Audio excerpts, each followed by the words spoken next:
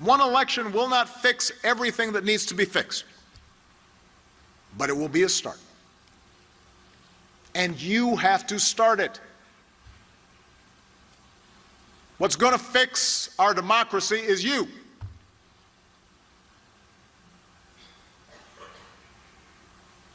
People ask me, what are you going to do for the election? Now the question is, what are you going to do? You're the antidote. Your participation and your spirit and your determination, not just in this election, but in every subsequent election and in the days between elections. Because in the end, the threat to our democracy doesn't just come from Donald Trump or the current batch of Republicans in Congress or the Koch brothers and their lobbyists or too much compromise from Democrats or Russian hacking. The biggest threat to our democracy is indifference. The biggest threat to our democracy is cynicism. A cynicism that led too many people to turn away from politics and stay home on Election Day. To all the young people who are here today, there are now more eligible voters in your generation than in any other, which means your generation now has more power than anybody to change things. If you want it, you can make sure America gets out of its current funk. If you actually care about it, you have the power to make sure we seize a brighter future.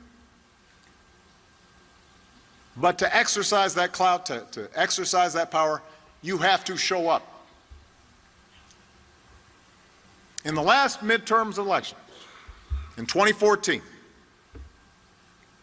fewer than 1 in 5 young people voted.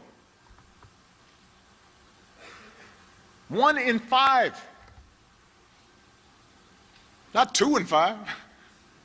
Or 3 in 5. 1 in 5. Is it any wonder this Congress doesn't reflect your values and your priorities? Are you surprised by that? This whole project of self-government only works if everybody's doing their part. Don't tell me your vote doesn't matter.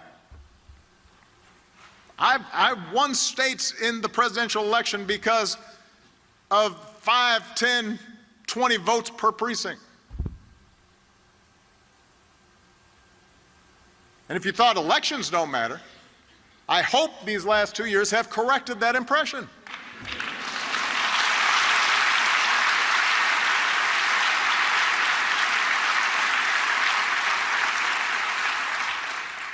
So if you don't like what's going on right now, and you shouldn't, do not complain. Don't hashtag. Don't get anxious. Don't retreat. Don't binge on whatever it is you're binging on. Don't lose yourself in ironic detachment. Don't put your head in the sand. Don't boo. Vote. Vote.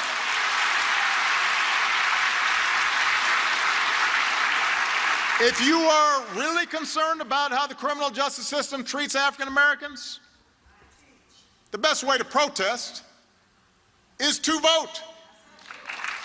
Not just for senators and representatives, but for mayors and sheriffs and state legislators.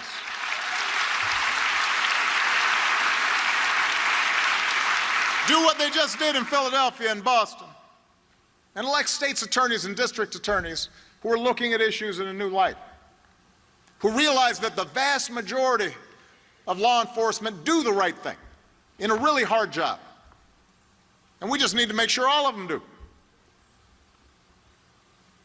If you're tired of politicians who offer nothing but thoughts and prayers after a mass shooting, you've got to do what the Parkland kids are doing. Some of them aren't even eligible to vote yet. They're out there working to change minds and registering people. And they're not giving up until we have a Congress that sees your lives as more important than a campaign check from the NRA. You've got to vote.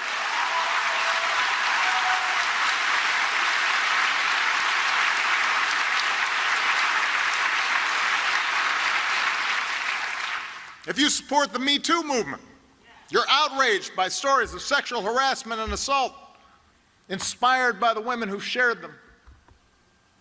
You've got to do more than retweet a hashtag. You've got to vote. Part of the reason women are more vulnerable in the workplace is because not enough women are bosses in the workplace. Which is why we need to strengthen and enforce laws that protect women in the workplace, not just from harassment, but from discrimination in hiring and promotion, and not getting paid the same amount for doing the same work. That requires laws. Laws get passed by legislators. You've got to vote. When you vote, you've got the power to make it easier to afford college and harder to shoot up a school. When you vote, you've got the power to make sure a family keeps its health insurance. You could save somebody's life